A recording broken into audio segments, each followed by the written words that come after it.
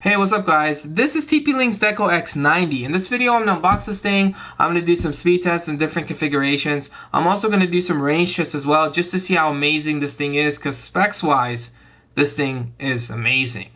It has Wi-Fi 6, which is the latest wireless standards. It's also backwards compatible with the previous Wi-Fi standards, so it should work with your Wi-Fi devices at home. It has a phenomenal speed rating of AX6600, and it is a tri-band mesh Wi-Fi system. I'll explain what a dual band and a tri-band is later on in the video. It can handle internet speeds of up to 2.5 gigs, and it covers up to 6,000 square feet. But this really depends on, if you have a lot of walls, if there's other interference, this number is going to go down. If you have less of that, it can actually be more than this. So just a heads up. So going to the back of this thing, if you guys are wondering what a mesh Wi-Fi system is and how that's different from a regular router, well, this is actually a really good picture that shows you. A mesh Wi-Fi is really when you have two or more devices. So in this case, you have two routers. It could also be if you have a router and an access point and stuff. But in this case, we have two routers that are really acting as one. That's really what a mesh Wi-Fi system is. So with a regular standard router, you pretty much hook it up to your modem, and then you get internet access, and then you give Wi-Fi coverage to your home and Ethernet coverage as well. Well, I should say Ethernet ports. But if someone's like on this side of the house and this is too far, it's like, well, they're either going to get bad Wi-Fi coverage or no Wi-Fi coverage. Well, that's the whole point of a mesh Wi-Fi system. This pretty much connects to this, and these are both routers, but one of them is actually only acting as a router. The other one is actually acting as an access point or an extender, and they work together to create one network. So to the user, you're pretty much connecting to one SSID or one network name, and then you pretty much walk throughout your home, and these guys handle everything for you. So you don't have to say, oh, I'm closer to this one, let me connect to this guy, and then if I'm closer to this guy, let me connect to this guy.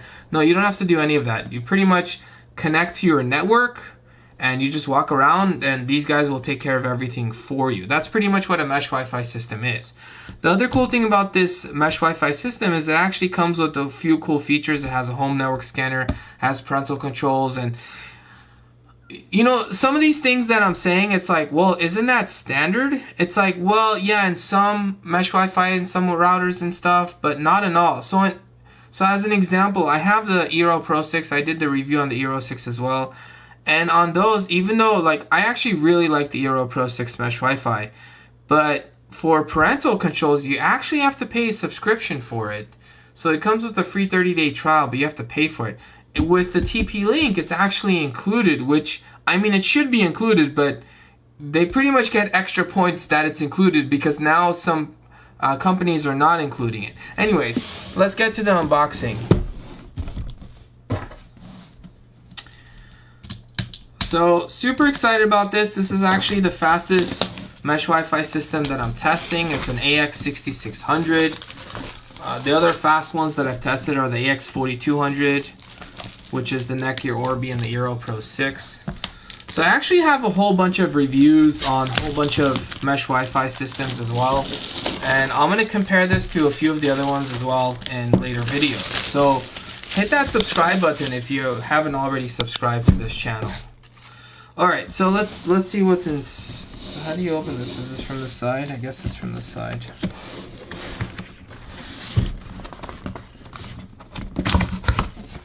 Okay, so we're gonna slide this thing out. It's a nice clean box, obviously.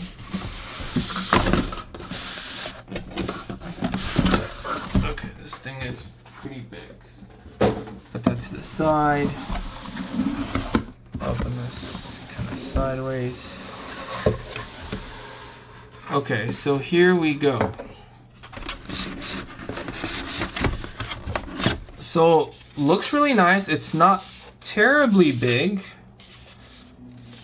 So it's obviously cylinder shaped and stuff. Looks kind of cool. Looks kind of like an architectural building and stuff.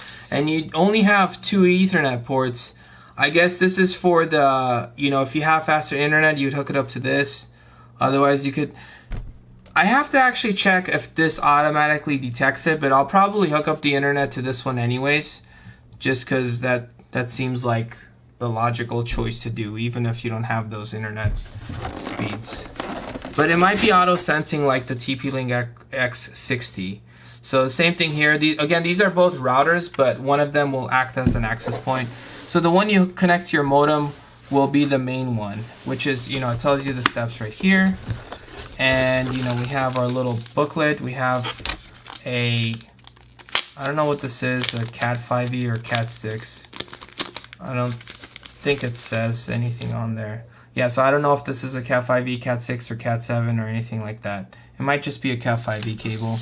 So then you get your instructions, and you should just get the power cords as well. So very similar to the X60 that I reviewed. So very thin power wire. And if you're wondering, yeah, it takes 100 to 240 volts, so it looks like it should work pretty much anywhere, assuming you get the adapter for it. And this is exactly the same thing. Obviously, well, you guys get it. It's the same thing. And that's pretty much it. And can't connect.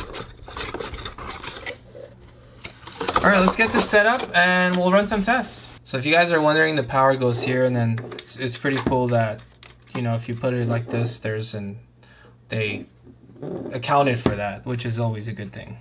3 days later. So a few days have passed since I've unboxed this thing, and I just wanted to wait a few days to make sure there were no hiccups, no drop connections or anything like that. So far so good. In fact, when I turned it on, TP-Link actually did a firmware update, which is always a good thing. It shows me that they care. And I mean, this thing is recently released, so I imagine a few firmware updates are in the works. But I did a whole bunch of speed tests and range tests, and here's what I used. So I used my iPhone 12 Pro as the Wi-Fi 6 device, and I used my Pixel 5 as the Wi-Fi 5 device. As far as Ethernet, I use my computer typically, but I don't even announce that, just because when you're using Ethernet, you pretty much always max out. At least I've maxed out on all the mesh Wi-Fis that I've used, so I usually don't even mention that, but I'll just let you guys know now. Okay, so jumping into the mesh Wi-Fi, I've done a whole bunch of mesh Wi-Fi videos, and I'm going to keep the configuration, the options, the same to keep it consistent, because if you've watched one of my other videos and you know, I'm saying option 3 is wired backhaul, then in this video I also want to make option 3 wired backhaul, just to keep things very simple. So when you're going from one of my videos to like another video, it's consistent. Anyways, so jumping straight in, option 1 is when you hook up a router by itself. So just because, you know, these are a mesh Wi-Fi together doesn't actually mean you need to use more than one. You could actually just use one and pick any one of these 2 ports, hook it up to your modem. I use the 2.5 gig port just because I like to dream. You know, it would be really nice if my internet was that fast, but I feel like it will be, you know, in the future. So, okay.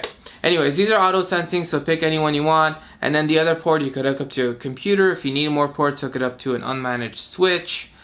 And I'll put links in the description below for all the stuff that I use. But yeah, so, and if you don't want to use it, don't use it. You know, as long as it's hooked up to your modem, you're good to go. Now, when I did speed test with option 1, I got full speeds, which is what I was expecting. So I'm going to skip option 2, as I mentioned earlier. And option 2 is when I have a router and a non-router as the secondary device. So if I have an extender or an access point or a satellite, whatever you want to call it. But I'm going to skip that because these are actually 2 routers. So I'm going to go straight into option 3, which is wired backhaul or Ethernet backhaul. And that's when you hook these up to each other via Ethernet. Yes, you can put a switch in between them if you wanted to, so as long as there's a physical Ethernet connection between them. Now, in this case, you get full speeds. This is actually the best case scenario. I always recommend doing wired backhaul if you do have the choice. That's what I recommend. And no matter which one you're close to, you're going to get full speeds. Jumping into option number 4, it's basically the same 2 routers, except now they're wirelessly connected to each other. So you have your main one hooked up to your modem through Ethernet, and you're pretty much always going to get full speeds with the main one that's hooked up to your modem through Ethernet. And then you have your secondary one, which is, you know, hooked up 1 or 2 rooms away, and it wirelessly talks to this. And if you're wondering, okay, in that configuration, can I use the Ethernet ports? Yes, you can do that. So even though they're wirelessly connected, you can actually use the Ethernet ports of the secondary one to hook up your devices. In fact, I did a speed test with that as well. Now, the speed test actually slowed down in this configuration. So with the Wi-Fi 6 device, I was at almost 400 down and 21 up. And with the Wi-Fi 5 device, I was almost at 300 down and 20 up, again in megabits per second. And with my Xbox Series X, I hooked up through Ethernet on the secondary one, and I actually got 250 down and 20 up. Those aren't bad speeds, but considering this is a tri-band mesh system, I was honestly a little disappointed, because a tri-band has an additional band versus a dual band. I mean, it's in the name. It has an additional 5 gigahertz band, and that's typically used for a wireless backhaul to give you a dedicated connection to pretty much give you the best possible speeds that it can. Now, with the other tri-band mesh systems that I have, like the Netgear Orbi and the Eero Pro 6, those actually, the Eero Pro 6 pretty much almost maxes out, and the Netgear Orbi does max out with full speeds no matter which one you're connected to with my internet speeds. So I was expecting the same with this, especially the fact that this costs more and actually even has a faster speed rating than those two. So I was a little bit disappointed with that. Jumping into range test, I was like, okay, can it redeem itself? Well, at 20 feet, pretty much got full speeds, which is really good. And then at 50 feet, that's outside with my front door closed, I got really good speeds, like really, really good. Now, just as a heads up, the farther away you go, typically Wi-Fi 6 does a little bit better, and that's where it starts to shine. When you're close, you can't really see much of a difference, but when you go farther away, that's when you really start seeing the differences between Wi-Fi 6 and Wi-Fi 5 devices. But yeah, moving to 60 feet, still pretty good speeds. Moving to 70 feet, which maxed out with my Eero Pro 6, which is the longest range that I've done so far up until this guy. And this thing was still like flying, and I was honestly very surprised. And this thing went all the way up to 90 feet. I mean, the speeds were, you know, getting to, okay, it's like, it's getting slower now. But the fact that it went 90 feet was very impressive. Now, if you're wondering, okay, you know, some of you guys may be thinking, well, I easily get over 100 feet with my older router and it's like 10 years old. Well, range really varies based on location. And when I say location, I really mean it based on where you are, if there's wireless interference around you. And it also depends on how many walls you have, if this is in the basement, if there's cement walls. All of that really reduce the range. Now, I'm in a place with a lot of walls and a lot of wireless interference. So when I get these ranges, that's phenomenal. If I take the same mesh system to my parents' house, it will easily exceed that, at least by double, if not by triple. So these ranges for me are very impressive.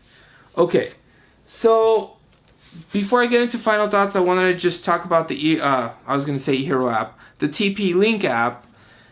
And I want to say that the TP-Link app is very easy to use, very responsive, very user-friendly. Well, I pretty much said that. But it's just a pleasant app to use. And it has parental controls for free. It has a home network scanner that pretty much checks your password. Like, hey, is it a strong password? Is it a weak password? Is your guest Wi-Fi on? Maybe you should turn it off if people aren't using it. Are you on the optimized channel? And then it optimizes it for you. So it does a few things, and that's all included. I didn't know this during the unboxing, but you can actually sign up for their subscription, which I believe is called the Home Shield Pro, and that gives you more options, like more parental controls and a few other things. And I'll put a link in the description below for that if you guys are interested in that. I feel like most people aren't going to need that. But the thing is, like, at this price, with this thing retailing for $550, at least as of now, I'm sure it'll go on sale eventually, I was expecting them to pretty much include that in the price, which they did with the Home Shield, but not with the Home Shield Pro. I mean, it makes sense, and you know, it's fine, but I was honestly expecting them to at least include it in the more expensive X90 version. If they didn't include it in the X60, like, okay, I could kind of understand that, but anyways, just worth mentioning. But overall, final thoughts, what do I think? Well, range-wise, this thing is phenomenal. If you're going to get this and hook them up to each other, wired backhaul option 3, and you care about range, this is a really good choice.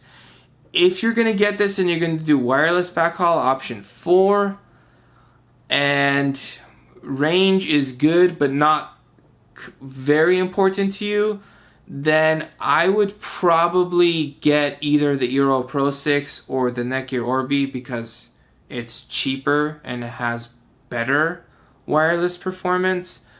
So I'd have a tougher time recommending this. This is more for if you really care about range and if you're going to do wired backhaul. If you're going to do that, then yeah, I can recommend this. But in a wireless backhaul scenario, at the price this is selling for, I feel like there are better options for less, and that's why I can't recommend it for that. But yeah, range-wise, this thing is phenomenal. So yeah. Anyways, if you guys enjoyed this video, please like and subscribe. If you guys have any questions or comments, please leave in the comment sections below.